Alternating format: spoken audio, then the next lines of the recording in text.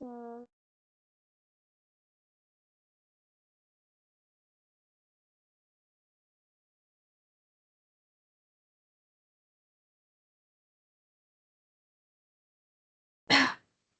Halo, halo.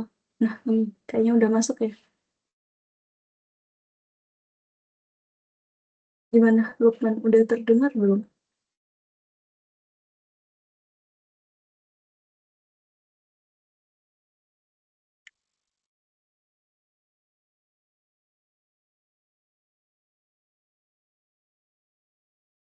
Oke, Oke, saya mulai lagi deh. Oke, saya mulai tuh web 1 siang hari ini. Assalamualaikum warahmatullahi wabarakatuh. Selamat siang, Lukman. Ya, yang datang hanya Lukman Hakim ya. Ya, mungkin karena mendadak juga. Jadi ini saya record, jadi nanti saya akan upload dan saya akan share di aktivitas Belajar 6 itu untuk teman-teman yang nggak bisa hadir tuh web 1 hari ini. Kayak gitu. Nah, untuk pertemuan tuh web 1 ini saya akan membahas materi aktivitas belajar 1, 2, 3, 4, 5, 6, terus diskusi juga, terus sama tugas gitu. Mungkin nanti kriteria penilaian saya sama apa ya, tips and trick ya untuk menjawab tugasnya gitu. Nah, oke. Saya akan mulai ke aktivitas belajar 1, materi aktivitas belajar 1. Sebentar, saya share screen dulu.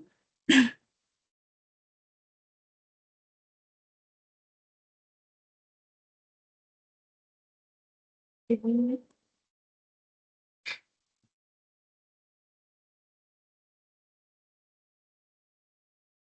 Sudah terlihat ya. Sebentar.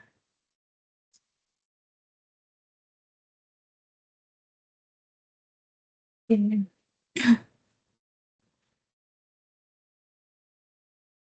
Ini materi yang kalian dapat di aktivitas belajar 1, yaitu tentang pengantar algoritma dan pemrograman. Oke, ini tinjauan mata kuliah ya. Jadi mata kuliah inti pada program studi sistem informasi. Jadi kalau kalian belajar komputer, belajar sistem informasi, algoritma, dan pemrograman itu wajib untuk kalian pahami. Gitu. Ini adalah materi dasar ya untuk kalian ke next mata kuliah yang lain nanti. Gitu. Untuk mata kuliah inti pada program studi sistem informasi, kemudian mata kuliah yang membahas algoritma dan pemrograman secara detail. Gitu. Kemudian merepresentasikan algoritma dalam bentuk flowchart dan pseudocode. Kemudian bahasa pemrograman yang digunakan adalah bahasa pemrograman Java. Terus ada tools IDE, Integrated Development Environment, untuk pembuatan kode program. Nah, bobot mata kuliah adalah 3 SKS dan ini memiliki praktikum. Nah, kenapa di apa namanya, di website itu ada tugas ya, ada diskusi gitu. Nah, di sini poin praktikumnya gitu. Jadi kalian bisa mencoba eh, kode-kode, terus mencoba algoritmanya itu dengan praktikum itu, dengan tugas itu. Oke, itu terus outline untuk kegiatan belajar 1, yaitu tentang pengantar algoritma dan pemrograman komputer. Kemudian kegiatan belajar 2, pendekatan umum, desain, analisis, dan algoritma. Oke, kita mulai ke materi kegiatan belajar 1, pengantar algoritma dan pemrograman komputer. Nah, pengertian algoritma. Jadi ada bermacam-macam definisi ya tentang algoritma menurut pakar. Nah, di sini yang penting untuk kalian paham ya, ada algoritmi itu dia adalah bapak algoritma gitu. Kalau kalian coba search di Google ya, bapak algoritma itu adalah algoritmi, karena dari algoritmi ini ada kata eh, ditemukanlah kata algoritma gitu. Nah, menurut algoritmi ini, algoritma adalah suatu metode khusus untuk menyelesaikan suatu masalah. Itu algoritmi ini adalah ilmuwan dari Timur Tengah. Itu kebanyakan ilmuwan dari Eropa, dan untuk bapak algoritmanya sendiri itu ada di Timur Tengah gitu. Ada buku yang namanya apa ya judulnya saya lupa gitu. Dia bertuliskan bahasa Arab gitu. Kemudian definisi selanjutnya yang paling terkenal juga ada Donald. Dia mendefinisikan algoritma adalah deskripsi dari suatu prosedur yang berakhir dengan sebuah output. Itu. Kemudian ada David juga, algoritma adalah deskripsi dari suatu prosedur yang berakhir dengan sebuah output. Terus ada definisi dari Stone, juga algoritma adalah suatu seperangkat aturan yang tepat mendefinisikan urutan operasi hingga sedemikian rupa sehingga setiap ukuran yang efektif jelas hingga sedemikian rupa sehingga urutan berakhir dalam waktu yang terbatas. Gitu. Kemudian ada Andre, algoritma adalah hal umum untuk dipahami sebagai suatu keputusan yang tepat untuk mendefinisikan proses komputasi yang mengarahkan dari data awal hingga hasil yang diinginkan. Itu untuk pengertian algoritma. Nah, pengertian algoritma secara umum. Jadi algoritma adalah suatu upaya dengan urutan operasi yang disusun secara logis dan sistematis untuk menyelesaikan suatu masalah untuk menghasilkan suatu output tertentu. Nah, perlu digarisbawahi nih, urutan operasi yang disusun secara logis dan sistematis gitu. Jadi algoritma itu harus disusun secara sistematis ya, itu secara berurut untuk menghasilkan output. Itu pengertian dari algoritma. Oke, pengertian algoritma. Nah, di sini saya mau buat kesepakatan dengan kalian ya. Kalau algoritma setiap orang itu berbeda gitu. Nah, contohnya kalau kita mau ke Bogor ya, contohnya tujuan kita ke Bogor gitu. Nah, ada beberapa opsi nih gitu. Ada naik kereta, naik taksi, naik angkot. Nah, setiap orang punya caranya masing-masing ya untuk menuju ke Bogor. Nah, itu maksudnya. Dari algoritma setiap orang pasti berbeda gitu. Contoh ke Bogor gitu. Dari rumah saya kayaknya enak naik kereta gitu. Makanya saya milih naik kereta. Kemudian ada orang lain yang ribet naik kereta gitu, desel-deselan, terus nggak efektif menurut dia, dia pakai taksi gitu. Kemudian ada yang rumahnya tidak dilalui jalur kereta gitu, untuk taksi mahal, makanya dia naik angkot gitu. Makanya di sini algoritma orang itu berbeda-beda ya. Gitu tergantung persepsi orang masing-masing. Gitu. Contohnya ini, ke Bogor ada 3 pilihan, naik kereta, naik taksi, naik angkot. Nah, silakan kalian pilih yang sesuai dengan diri kalian masing-masing. Gitu untuk gambaran dari algoritma sendiri. Nah, kemudian alasan menggunakan algoritma. Alasan yang utama itu untuk keterampilan, dan di sini ada orang megang jam ya, itu maksudnya untuk arah, ini kompas atau jam ya, kompas deh kayaknya, untuk menentukan arah gitu. Kalau ada algoritma kita kan punya langkah-langkah yang sistematis ya gitu, jadi kita punya arah untuk mencapai tujuannya gitu. Nah, ini alasan menggunakan algoritma. Yang pertama ada efisien gitu. Dengan menggunakan algoritma kita eh, melakukan sesuatu pasti lebih efisien gitu. Karena kenapa? Karena kita kan eh, ada langkah-langkah ya yang harus kita lakukan gitu. Jadi ada rules lah di situ. Jadi makanya lebih efisien untuk mencapai ketujuan. Kemudian ada abstraksi dan reusability. Oke, pengertian program dan bahasa pemrograman. Program adalah satu set instruksi yang berkode yang dapat dimengerti oleh komputer untuk memecahkan masalah atau menghasilkan hasil yang diinginkan. Program. Dulu saya lulusan teknik komputer ya. Teknik komputer. Di awal masuk kuliah saya nggak ngerti tuh maksudnya coding, program itu apa gitu. Jadi makanya di sini dikasih pengertian ya, program adalah satu set instruksi yang berkode yang dapat dimengerti oleh komputer untuk memecahkan masalah atau menghasilkan hasil yang diinginkan. Nah, kalau kode itu kode ya, kode. Kalau coding itu berasal dari kode ditambah ing kan, itu mengartikan suatu tindakan yang dilakukan saat ini, itu pengertian kode dan coding. Terus program itu ada dua, ada yang namanya sistem operasi, ada program aplikasi. Nah, sistem operasi ini yang biasa kita gunakan ya, ada Windows, ada Linux, atau yang pakai Apple ada Mac OS gitu. Terus selanjutnya ada Red Hat, FreeBSD, Solaris, dan lain-lain. Gitu. Nah, yang paling umum kita gunakan ya Windows ya, Windows. Terus kalau pakai Mac ya Mac OS. Dan kalau anak-anak programmer biasanya dia menggunakan Linux gitu karena untuk programming itu lebih enak ya gitu untuk anak-anak programming biasanya. Terus ada program aplikasi. Nah, program aplikasi ini adalah program komputer yang biasa kita gunakan juga nih. Ada Photoshop, ada Paint, terus ada Word dan lain-lain ya. Banyak ya program aplikasi yang biasa kita gunakan. Itu untuk pengertian program dan bahasa pemrograman.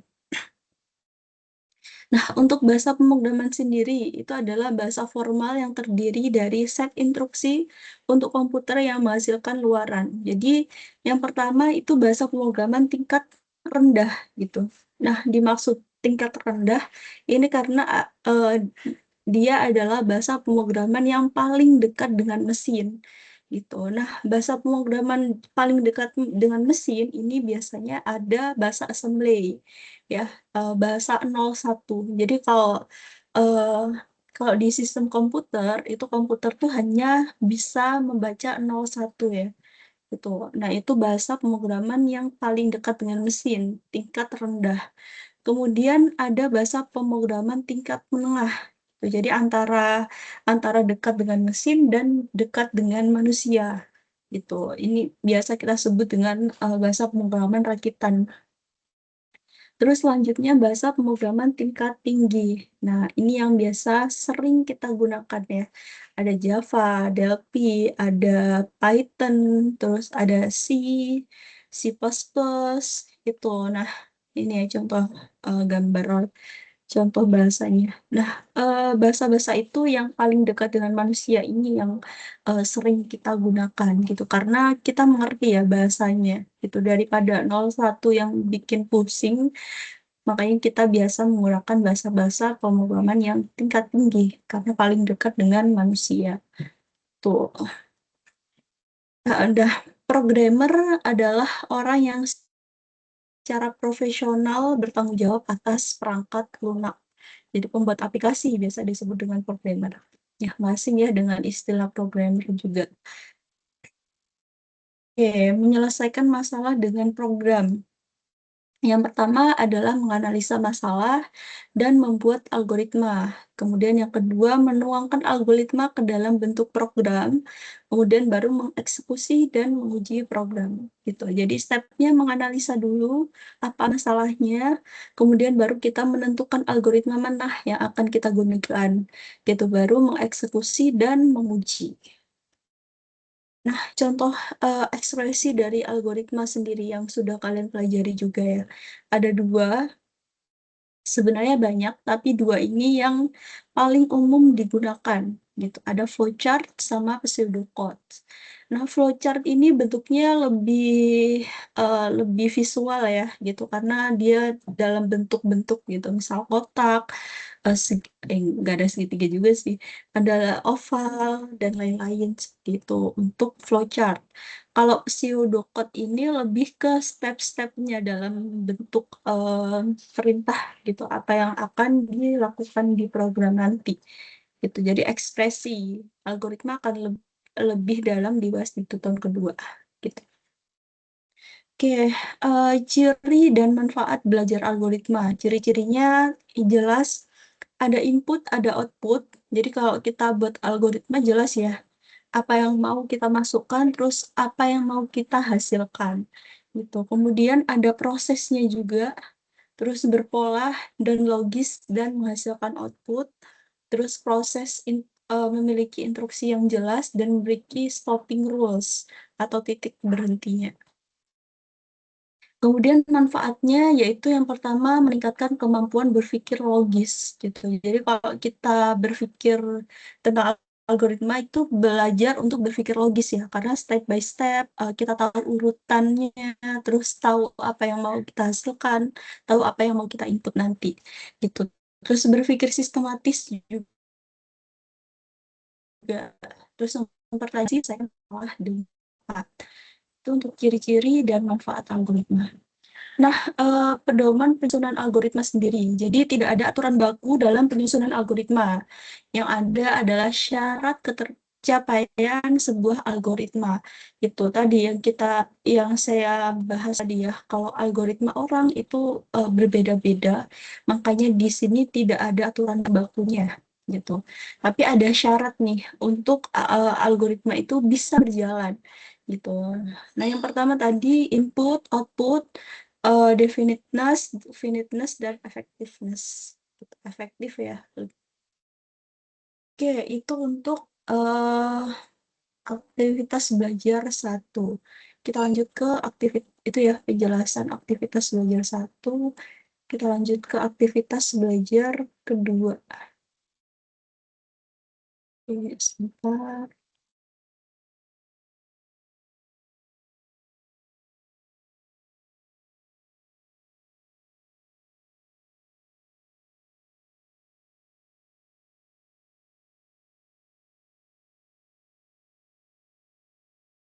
Oke, kita masuk ke aktivitas belajar kedua.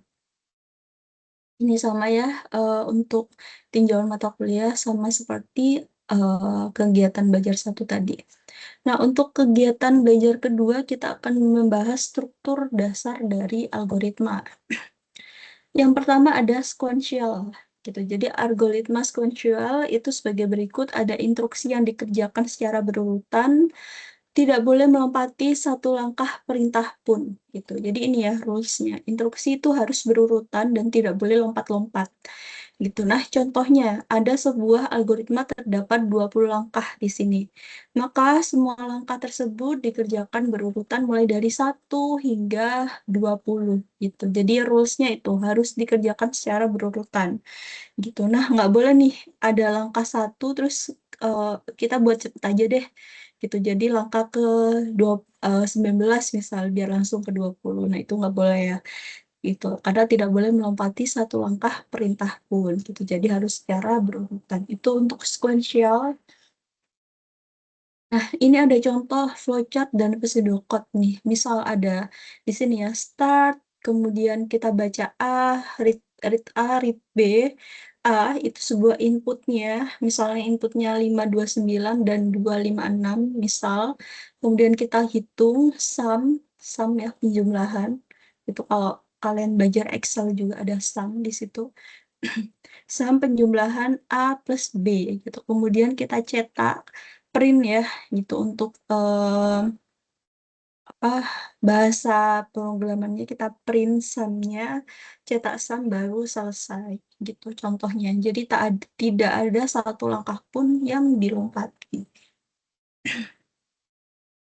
Nah, kemudian ada algoritma seleksi. Nah, seleksi ini digunakan apabila menemukan atau memiliki kasus 2 atau lebih alternatif penyelesaian dan keputusan. Nah, misalnya ini ada contoh dalam flowchart dan pseudocode. Misal, kita mulai flowchartnya, mulai kemudian membaca usia. Nah, ketika usianya lebih dari 17, di sini ada seleksi ya, antara iya sama tidak. Nah, kalau iya, dia ngeprint silahkan menonton. Kalau tidak, berarti Anda tidak boleh menonton di sini. Terus baru selesai. Nah, misal kita mulai terus usianya kita buat 20 gitu. Karena usia lebih dari 17 ya, lebih dari 17 maka hasilnya ya, kemudian print silahkan menonton di sini baru selesai. Itu untuk seleksi. If ya, if jika. gitu. Nah, untuk pseudocode-nya kita mulai, kemudian input usia. Jika usianya lebih dari 17, maka cetak Anda belum nonton. Nah, kalau else itu um, selain itu ya, selain if itu berarti cetaknya Anda tidak boleh menonton, baru selesai di sini. Itu untuk algoritma seleksi. Nah, selanjutnya ada algoritma perulangan, looping ya. Gitu. Jadi banyak hal di dunia ini dilakukan berulang-ulang. Contohnya mandi setiap hari, makan setiap hari, menjemur pakaian dan lain-lain. Itu kita kan melakukan perulangan ya. Setiap hari mandi, setiap hari makan, setiap hari enggak setiap hari juga sih ya untuk menjemur pakaian gitu. Nah, dalam dunia algoritma banyak hal yang harus dilakukan berulang untuk mencapai suatu tujuan. Nah, ini digunakan untuk lebih efektif ya biasanya. Kalau kita misal dengan dengan cara yang sama, terus kita tulis satu persatu itu bakal panjang ya. Jadi untuk mengefektifkan program biasanya kita lakukan algoritma perulangan. Nah, contohnya Nah, ini contohnya. Contoh dalam flowchart dan pseudocode dalam algoritma perulangan. Gitu. Mulai, misal, deklarasi variabel dan inisiasi. Contohnya A sama dengan 0, B sama dengan 100. Nah, A sama dengan A plus 1. Kemudian kita buat fungsi. Jika A lebih dari B, gitu maka dia selesai. Tapi jika A-nya kurang dari B, maka dia belum selesai. Mencetak A, terus kembali nih ke A lagi. Gitu. Untuk berulangan. Makanya kembali ya, looping di sini. Gitu. Untuk pseudocode-nya, mulai, kemudian deklarasi variabel A, B, kemudian kita inisiasi A plus 1, terus ada if, else, kemudian baru selesai. Itu untuk contoh algoritma perulangan. Nah, terima kasih. Ya, itu ya untuk penjelasan aktivitas belajar kedua.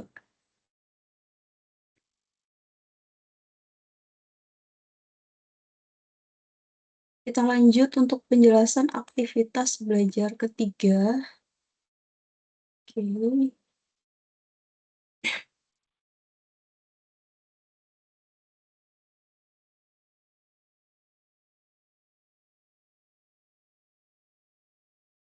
Ya, aktivitas belajar ketiga. Ini sama untuk jenjang mata kuliahnya. Nah, kegiatan belajar ketiga kita akan bahas tentang flowchart.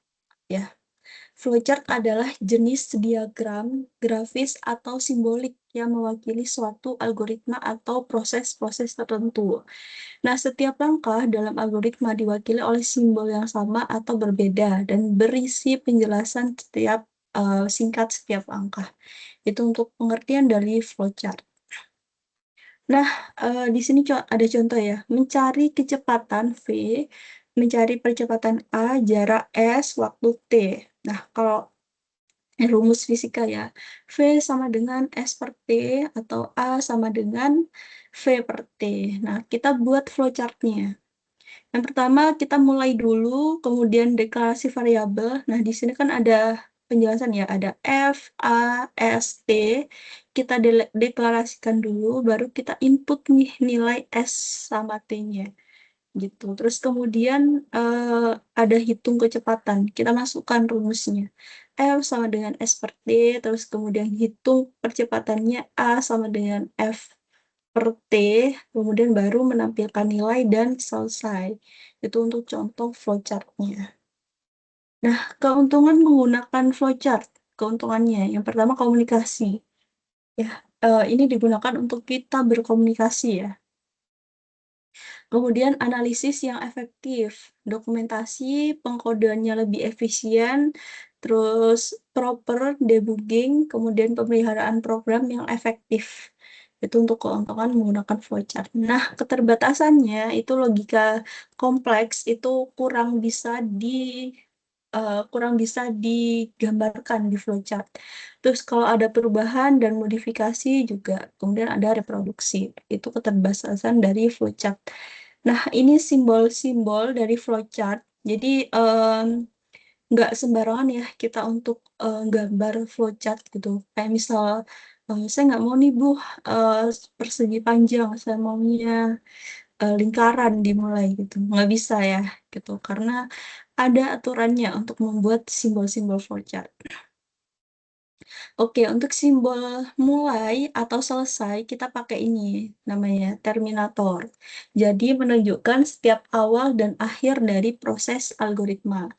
Kemudian preparation ada tuh bentuknya segi itu 2, 3, segi 6 ya di sini. Gitu. Digunakan untuk deklarasi, inisiasi sebuah variabel atau tipe data. Nah, kemudian memasukkan atau menampilkan nama simbolnya data. Nah, di sini ada data, input dan output, baru proses. Proses itu segitiga, bukan segitiga, persegi lancip ya. Gitu. Kalau ini persegi nggak lancip itu sih proses gitu. Jadi ini untuk biasanya untuk memasukkan proses seperti rumus contohnya itu dimasukkan di proses. Nah, selanjutnya ada apa ya bentuknya ini layang-layang ya. Itu untuk decision, keputusan. Jadi memutuskan dari kemungkinan yang ada. Nah, ini biasanya digunakan untuk if else ya gitu, ya atau tidak gitu. Terus ada konektor. Ini bentuknya lingkaran. Jadi menyambung aliran flowchart yang terputus karena halaman kerja tidak muat dan harus pindah ke halaman kerja berikutnya. Kemudian ada tanda panah di sini. Tanda panah jadi menyambung aliran langkah dari simbol yang satu ke simbol yang lain. Kemudian ada simbol delay juga gitu digunakan untuk menunjukkan penundaan atau menunggu proses untuk masukan dari beberapa proses lainnya.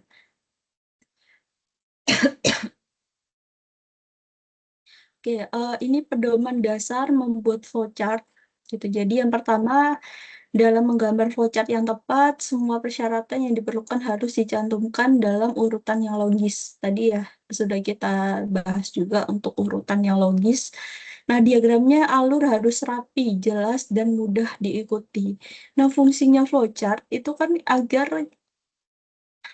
agar pembaca itu tahu apa ya bisa dengan mudah membaca program kalian kan dengan flowchart gitu, makanya harus rapi, jelas, dan mudah diikuti. Kemudian flowchart harus dibaca dari kiri ke kanan dan dari atas ke bawah. Itu sebentar.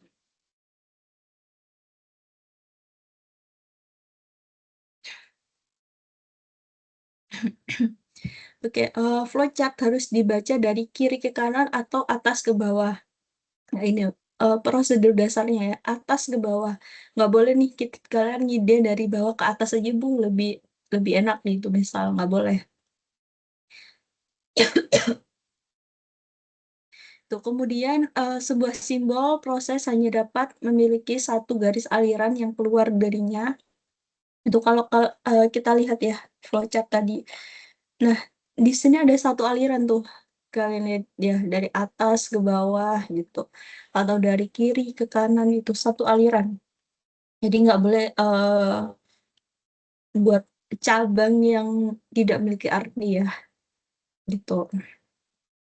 Terus untuk simbol keputusan hanya satu garis aliran yang dapat memasukinya, tetapi garis keluarnya memiliki dua dengan kemungkinan true atau false. Simbol terminal hanya dapat memiliki satu garis aliran saja. Nah, itu untuk pedoman untuk membuat flowchart. Nah, contohnya ya, dalam mengambil flowchart yang tepat, semua persyaratan yang diperlukan harus dicantumkan dalam urutan logis. Misalnya, mulai, terus kita masukkan rumus di sini. Itu salah ya, gitu. Karena di proses ini, mereka nggak tahu nih F-nya berapa, S-nya berapa, T-nya berapa, gitu. Makanya salah. Nah, yang benar ketika mulai kita harus deklarasi dulu S-nya, F-nya, S-nya sama T-nya. Baru kita input nilainya S sama T, baru baru bisa diproses. gitu. Baru mulai prosesnya dia akan bingung dia ngolah apa ya. Kalau kita deklarasikan dulu, terus ada inputnya, nah itu baru bisa diproses. Nah, kemudian diagram alur harus rapi dan jelas dan mudah diikuti. Nah, seharusnya tidak ada ruang untuk ambiguitas dalam memahami flowchart kayak tadi ya, gitu. Tiba-tiba proses di sini maka salah, gitu. Alurnya harus rapi. Nah, di sini ada contoh flowchart misalnya. Nah, di sini ada bullet ya. Dia sebenarnya nyambung, tapi karena mungkin lebih eh, tampilannya lebih besar gitu misal. Nah, kita buat seperti ini, nyambung dia sebenarnya. Oke, dari mulai terus proses langkah 1, pilihan. Nah, ketika dia memilih pilihan 2, maka ulangi proses 1. Kalau dia milih pilihan 1, baru dia proses langkah kedua. Terus selanjutnya proses langkah 3, 4, 5, dan output selesai. Gitu. Oke, terima kasih. Itu untuk penjelasan dari aktivitas belajar ketiga.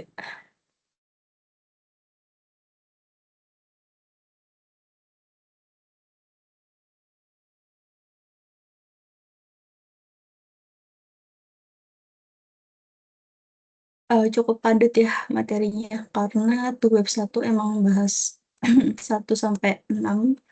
Kalau nanti tuh web 10, kita bakal bahas 4 materi sih. Jadi nggak terlalu padat juga. 4 ya, sekarang 6. Oke, lanjut aktivitas belajar keempat. Nah, tadi kita belajar tentang flowchart, sekarang pseudocode. Nah, pseudocode ini dia berisi kalimat yang deklaratif. Jadi penggunaan kata dan kalimat dalam pseudocode yang dimengerti oleh orang atau programmer. Kemudian penggunaan bahasa, boleh bahasa Inggris atau bahasa yang lain selama bisa dimengerti. Misalnya ada if, count, terus tambahkan sum, misal, itu bisa diterima di pseudocode gitu. Jadi nggak harus bahasa Indonesia, bisa bahasa Inggris tapi yang bisa dimengerti ya gitu. Kalau if, count, sama sum itu kan biasanya digunakan dalam penjumlahan atau program gitu. Jadi nggak asing, makanya selama bisa dimengerti itu boleh digunakan. Nah, definisi pseudocode, dia pseudocode adalah deskripsi tingkat tinggi dan singkat ringkas yang ditulis untuk dibaca oleh manusia dan bukan untuk dibaca oleh mesin gitu. Karena ini lebih ringkas ya, makanya dia dibaca oleh manusia karena eh, lebih mudah dipahami juga. Pseudocode sebagai kode bahasa Inggris atau bahasa apa saja yang digunakan oleh manusia. Itu untuk definisi pseudocode. Nah, cara menulis dan struktur pseudocode gitu. Jadi dapat dibaca pada modul struktur pseudocode. Yang pertama ada judul, nama program, terus kelasnya, kemudian baru deskripsi dan implementasi. Nah, contohnya di sini. Kalau tadi flowchart ya, gitu. Bedanya kalau pseudocode ini berupa kalimat, gitu. Jadi mulai kemudian kelas, ada kelasnya mencari bilangan ganjil, misalnya 1 sampai 10. Kemudian kita baru deklarasikan integer i, inisiasi awal i, i-nya 1, terus kemudian perulangan ya, itu menggunakan while. Jika i-nya kurang dari 11, kondisinya jika if i tidak habis dibagi 2, maka cetak i. Kalau i-nya i plus 1, gitu. Kemudian baru selesai. Nah, itu contoh pseudocode mencari bilangan ganjil. Oh, sudah. Itu untuk penjelasan aktivitas belajar keempat. Oke, Lukman kalau mau tanya, tanya aja ya. Mungkin nanti saya jawab ketika sudah selesai penjelasan.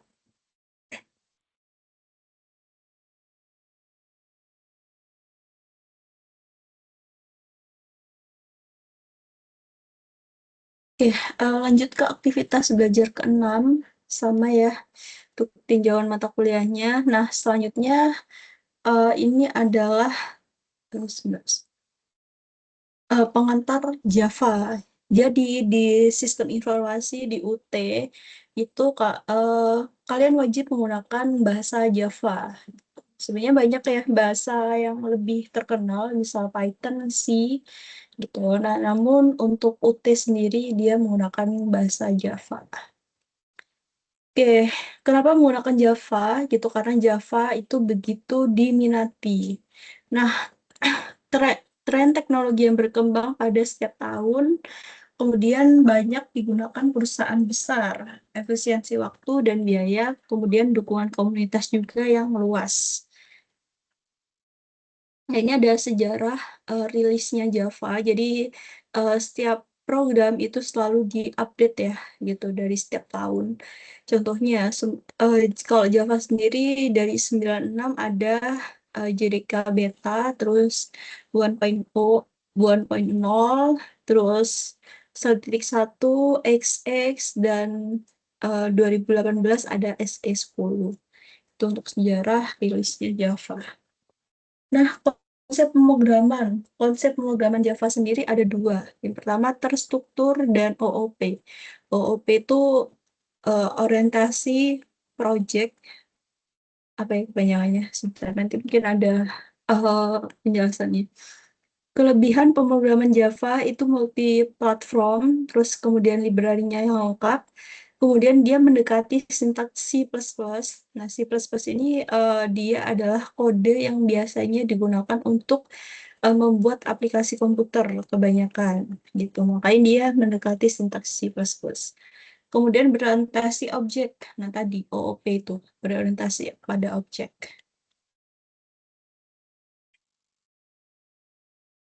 Terus kelemahan pemrograman Java itu fitur tidak kompatibel beberapa platform OS, kemudian boros penggunaan memori dan mudah dikompilasi. Itu untuk kelemahan pemrograman Java. Nah, ini kepanjangan OOP ya. Object Oriented Programming gitu. Jadi Java adalah bahasa pemrograman berbasis OOP dengan basis yang pertama ada objek, yang kedua ada kelas, kemudian ada inheritance pewarisan, kemudian ada enkapsulasi, kemudian ada abstraksi dan polimorfisme. Mungkin akan dibahas di next selanjutnya. Nah, OOP, objek.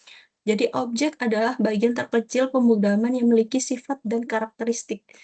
Nah, karakteristik objek itu objek mempunyai atribut atau properti yang dijadikan sebagai state status, kemudian atribut identitas atau suatu nilai yang dapat ditulis untuk menggambarkan objek itu sendiri. Nah, objek mempunyai metode dan behavior, perilaku, yaitu sebuah fungsi yang berlaku dan untuk mengakses suatu atribut dari sebuah objek. Untuk pengertian objek. Nah, contohnya ya, penggambaran untuk penjelasan objek sendiri. Misal, sepeda mempunyai atribut pedal, roda, gigi, kecepatan, warna, jenis, dan lain-lainnya. Nah, sepeda mempunyai metode, misal pindah roda gigi, kecepatan bertambah, kecepatan berkurang. Itu contohnya atribut sama metode. Nah, sedangkan OOP, objek, adalah satu bundel perangkat lunak yang tidak lepas dari status dan perilaku. Nah, status disimpan dalam variabel, sedangkan behaviornya disimpan dalam metode. Nah, semuanya ini adalah objek, gitu ya.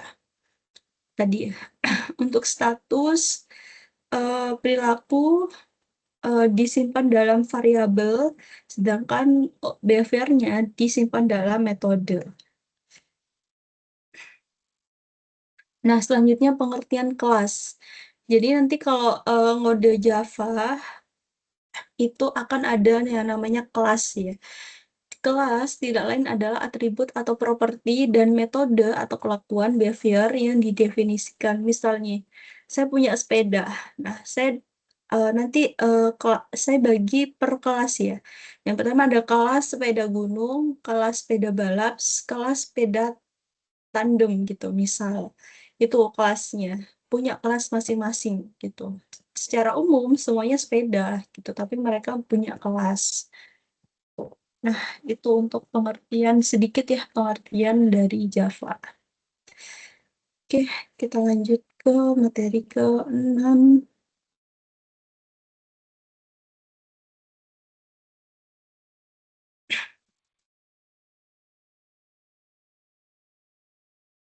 Oke, ini untuk materi ke-6. Nah, tadi kita sudah membahas tentang Java, pengertian Java, dan beberapa atribut Java. Oke, selanjutnya adalah struktur program dari Java. Nah, struktur dasar program Java. Jadi ada documentation section, ada package statement, ada import statement, ada interface statement, ada class definisi. Tadi yang sudah saya jelaskan class, terus ada main metode dari kelas gitu. Nah, ini bisa disubkan lagi, jadi main method dari definisi. Oke, itu struktur program Java. Contohnya, dokumentasi.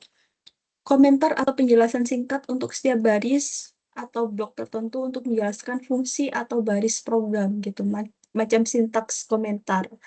Nah, dokumentasi ini tidak diproses oleh program ya gitu. Jadi untuk kita notes lah biasanya gitu. Jadi komentar ini tidak akan dieksekusi. Nah, itu kita sebut dengan dokumentasi. Nah, contoh dari dokumentasi yang lain, misal lebih dari satu baris ya, ada pakai flash bintang-bintang, terus kemudian ditutup dengan bintang flash, atau flash-flash dua gitu, hanya bisa satu baris gitu contohnya, kayak gitu. Tergantung penggunaan dokumentasi nanti. Kalian mau tulis sebanyak ini, kalau lebih dari satu baris, jadi disarankan menggunakan flash bintang ini tadi. Kalau hanya satu baris, menggunakan flash dua kali gitu. Kemudian ada statement package ya, paket gitu. Jadi adalah cara untuk mengelompokkan kelompok kelas. Tadi ya, dari definisi sepeda tadi ya, gitu. Jadi sepeda itu bentuknya paket gitu. Sedangkan ada di bawahnya ada turunan dari kelasnya. Nah, kita masukkan ke paket gitu, Mas. Cara untuk mengelola kelompok kelas tadi. Interface dalam sepaket yang didefinisikan dari sebuah nama tertentu berdasarkan kesamaan atau kemiripan fungsinya. Nah, syarat untuk membuat paket itu mendedikasikan dan pemberian nama paket. Kemudian membuat struktur dan nama folder berdasarkan kemiripan fungsi kompilasi kelas-kelas sesuai dengan nama paket. Contohnya, paket kita definisikan dengan paket ini ya, paket terus nama paketnya apa gitu, baru titik koma. Itu untuk statement paket. Nah, contohnya, kita beri nama paket sepeda dengan dua kelas. Tadi ya, kita punya paket sepeda nih. Nah, isinya di sini ada eh, kelas sepeda gunung sama kelas sepeda santai. Itu untuk turunan dari paket gitu. Jadi paket ini kita masukkan ya dari dalam satu kotak gitu, misal. Nah, bagaimana cara memanggil paket dan kelas yang ada dalam paket? Oke, kemudian statement import.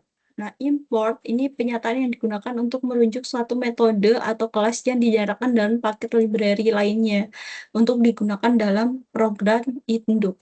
Nah, import ini untuk memanggil ya, import, memanggil ya, ke dalam gitu. Contohnya dari memanggil paket tadi gitu. Nah, biasanya import ini juga digunakan untuk mengambil memanggil library gitu, misal library math gitu untuk perhitungan atau apa ya, library banyak lah ya di Java. Nah, contohnya statement import tadi, melakukan import terhadap paket sepeda. Jadi tadi kan ada kelas ya, kelas sepeda, kemudian ada paket sepeda juga. Nah, cara kita memanggil paket sepeda tadi dengan cara import. Itu sih untuk penjelasannya, untuk import ya. Nah, kemudian untuk statement interface gitu. Jadi interface ini sebagai kelas pada Java akan tetapi hanya memiliki konstanta statik dan metode yang abstrak. Nah, contoh sintaksnya di sini ada public interface misalnya. Terus nama interface-nya, kemudian void, apapun namanya ya, void apa, terserah gitu. Kemudian ada public interface juga, sepeda. Nah, ini untuk fungsi dari statement interface. Nah, kalian nanti coba ya, gitu. Dicoba aja kodenya. Nanti dia bisa nampilin apa. Ya, penjelasan kelas lagi ya. Kelas adalah template untuk membuat objek yang mendefinisikan state atau behavior beberapa hal tentang kelas. Jadi, kelas hanya memiliki akses modifier public dan default. Terus, kelas public harus memiliki nama file Java yang sama dengan nama kelasnya.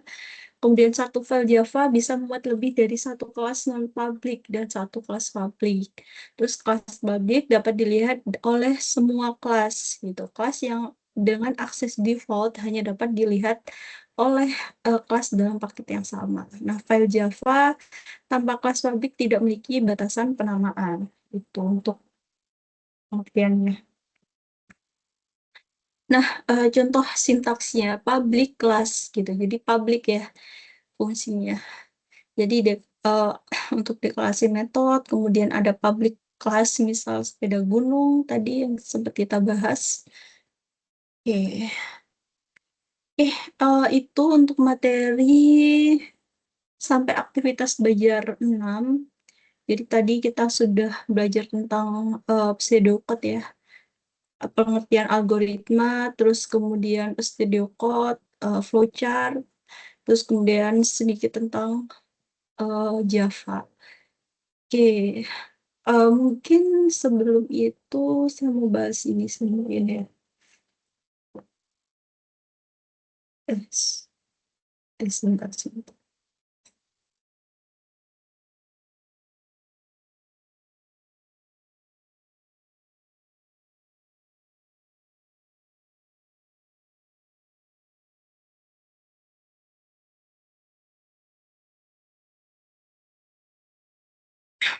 Iya, kalau sudah terlihat. Nah, untuk membuat flowchart ini saya sarankan menggunakan aplikasi ini ya, Flowgorithm. Nah, dia aplikasi yang digunakan untuk kita membuat flowchart nih di sini. Jadi ini bisa ngeran juga. Sebentar. Harusnya ada dua Windows ini. Sebentar ya. Saya coba share screen aja deh. Oke, nah harusnya terlihat ya di sini. Oke, dalam Flowgorithm itu eh, kemarin kan di tugas ya, di tugas atau beberapa diskusi kita itu kalian menggunakan flowchart dan pseudocode gitu. Nah, di aplikasi ini kalau kalian membuat eh, flowchart itu otomatis akan keluar pseudocode-nya gitu. Makanya saya sarankan untuk pakai aplikasi ini gitu. Nah, di sini ada macam-macam fungsi ya yang bisa kita gunakan. Terus kita juga bisa nampilin pseudocode-nya langsung gitu. Jadi nggak perlu buat satu-satu lagi. Itu sih, ya itu yang bisa ini eh, saya sarankan menggunakan ini em, kalau untuk membuat flowchart. Oh, terus ini juga nanti muncul kodenya nih kalau kita udah bisa bikin algoritmnya, terus pseudocode-nya muncul di sini banyak ya, bisa kalian pilih untuk nampilin apa. Itu sih saran saya untuk dalam membuat flowchart ya, mungkin di ujian nanti ketika ujian nanti keluar ya, ini program lebih simpel gitu karena bisa nampilin semuanya nih dari flowchartnya, terus pseudocode-nya, terus kodenya juga bisa kalian coba. Sebenarnya banyak aplikasi ya gitu. Kalau saya lihat kemarin eh, banyak yang menggunakan apa namanya Draw.io juga gitu. Itu juga bisa sih gitu. Tapi nanti nggak bisa nampilin sedokotnya ya. Oke, kenapa? Apa nantinya bakal pelajari bahasa lain?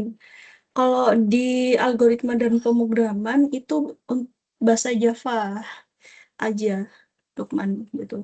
Untuk di mata kuliah lain mungkin nanti akan belajar bahasa lainnya untuk mata kuliah lain. Tapi kalau untuk algoritma dan pemrograman ini kita hanya bahasa Java. Oke, mungkin saya akan sedikit membahas tentang ini ya, tentang diskusi dan tugas. Nah, sebenarnya di diskusi ini tidak ada nilai ya, tidak ada nilai, tapi sebagai bahan saya menilai mungkin nilai UTS kalian nanti gitu. Kalau diskusinya rajin menjawab gitu, bisa menambah poin ya gitu. Dan untuk diskusi 2 dan 3 kemarin sudah saya cek juga, sudah saya bahas juga. Nah, contohnya kemarin di diskusi 2 ada 2 soal gitu. Jadi bagaimana mempresentasikan algoritma dengan menggunakan flowchart dan pseudocode gitu. Jadi di garis bawahi lagi ya pertanyaannya karena kemarin saya lihat banyak yang men-skip pertanyaan gitu loh. Kayak bagaimana mempresentasikan algoritma dengan menggunakan flowchart dan pseudocode gitu. Berarti ada 2 di sini, flowchart dan pseudocode gitu. Terus apakah untuk mempresentasikan algoritma hanya menggunakan flowchart dan pseudocode saja gitu? Jelas tidak ya gitu. Tapi untuk flowchart dan pseudocode ini yang paling banyak digunakan gitu. Nah, flowchart tadi sudah sebentar.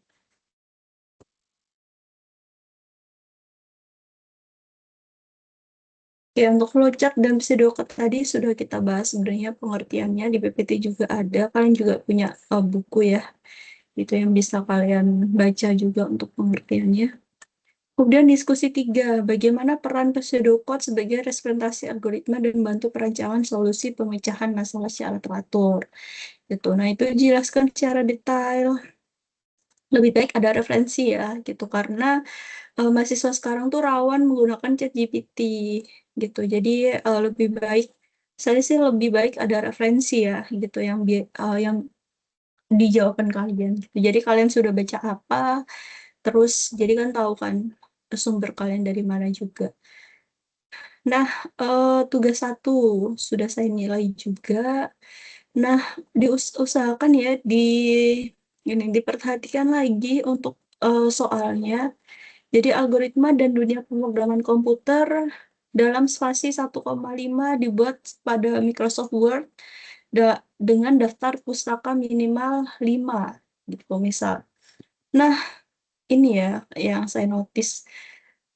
Spasi 1,5 di Microsoft Word gitu. Itu perlu kalian kalian garis bawahi lah ya. Karena kemarin ada yang nulis di kolom komentar tugasnya gitu. Jadi panjang sekali gitu. Ya arahannya kan ini ya gitu. Makanya diperhatikan lagi soalnya. Kemudian daftar pustaka minimal 5 gitu. Mungkin beberapa dari kalian saya komentari ya, tidak ada daftar pustaka gitu. Daftar pustaka tidak disebutkan itu ya.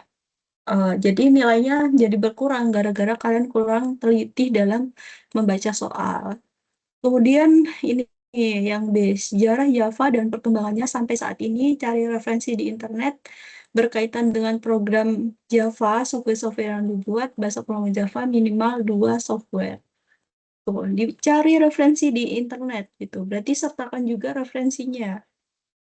Itu kemarin juga banyak yang saya komen eh, tidak ada referensi gitu misal. Nah, kemudian baru nomor 2, buatlah algoritma dalam bentuk flowchart dan pseudocode gitu. Nah, bentuk flowchart itu yang sudah saya bahas ya, yang udah ada di PPT kalian juga. Flowchart itu ada bentuknya gitu. Misal ada tadi ya, ada layang-layang, ada persegi. Nah, itu kan bentuk flowchart ya gitu. Tapi kebanyakan dari kalian itu membentuknya seperti pseudocode gitu. Jadi misal ngetik mulai, terus bawah kayak gini. Jangan kayak gitu. Itu itu bukan flowchart ya, gitu. Makanya saya notes kemarin yang bentuknya seperti itu, ya saya bilang flowchart tidak terbaca, gitu. Karena harusnya bentuknya gambar-gambar gitu ya, gitu. Terus pseudocode, kalau pseudocode banyak yang benar sih, gitu. Jadi itu sih untuk pembahasan tugas satu, jadi diperhatikan lagi untuk tugas dua. Saya coba ini deh, ulas lagi deh untuk tugas dua. Terakhir masih tanggal 31 ya, mungkin kalian bisa ini coba. Oke. Aktivitas coba. Hmm, di 8 ya. Oke, tugas dua masih besok ya terakhir ya. Ya, jadi buatlah program sederhana menggunakan operator statement if dengan kasus berikut. Oke, terus ini inputan pada program adalah golongan dan jam lembur, output dan jumlah penghasilan dan gaji plus gaji lembur. Berarti jawabannya nanti berupa kode ya, karena ini buatlah program sederhana. Nah, jangan lupa untuk output tampilan di layar, jumlah penghasilan dan gaji golongan gitu. Jadi harus ada programnya, harus ada outputnya di sini gitu. Nah, di sini masih 12 orang ya, kurang berapa 7 orang lagi yang belum mengumpulkan. Itu jadi diperhatikan juga untuk soalnya. Nah, terus iya sih. Mungkin saya mau ngasih ini ya statement ya. Kalau tutor itu nggak ada deadline. Ini yang ada deadline tuh kalian ya mengumpulkannya. Gitu. Sedangkan penilaian itu saya nggak ada deadline. Gitu. Karena beberapa mahasiswa kemarin nanya, kok belum ada nilai gitu. Jadi ditunggu aja ya. Gitu. Ditunggu aja sampai ada nilainya. Pasti ada nilai sih. Kalau kalian mengerjakan pasti saya nilai. Gitu. Oke, itu aja sih mungkin hari ini kita udah 1 jam 15 menit. Gimana, Lukman ada yang mau ditanyakan lagi? Boleh kalau mau ada yang tanyakan nih, dari tutor tadi, dari penjelasan tuh web ini. Kemarin banyak ya yang nanya tuh web kapan gitu, tapi setelah diadakan tidak ada yang join gitu. Tapi emang pengalaman saya mengajar di UT untuk web sih memang nggak banyak yang hadir ya, paling 1 2 orang, 1 2 3 orang yang hadir gitu. Jadi saya juga nggak terlalu kaget ya kalau nggak banyak mahasiswa yang hadir. Em, ada beberapa kelas yang nggak hadir pun saya kasih videonya sih. Jadi saya harap yang lain tetap bisa nyimak webnya. Oke, gitu. Gimana, Bang? Oke, jadi kalau ada pertanyaan silahkan chat ya, gitu. Insya Allah saya akan balas. Oke, mungkin itu aja dari web satu untuk siang hari ini. Terima kasih Lukman Hakim untuk hadirannya. Kita ketemu lagi web kedua di aktivitas belajar 10. Nanti saya jadwalkan ya, gitu. Kemungkinan sih Sabtu Minggu ya, gitu. Karena saya Senin sampai Jumat saya ngajar di UNJ. Kayak gitu. Makanya saya pasti pakai Sabtu atau Minggu sih untuk web. Oke, itu aja mungkin hari ini. Terima kasih Lukman untuk kehadirannya. Saya tutup web satu untuk mata kuliah algoritma dan pemrograman ini. Wassalamualaikum warahmatullahi wabarakatuh.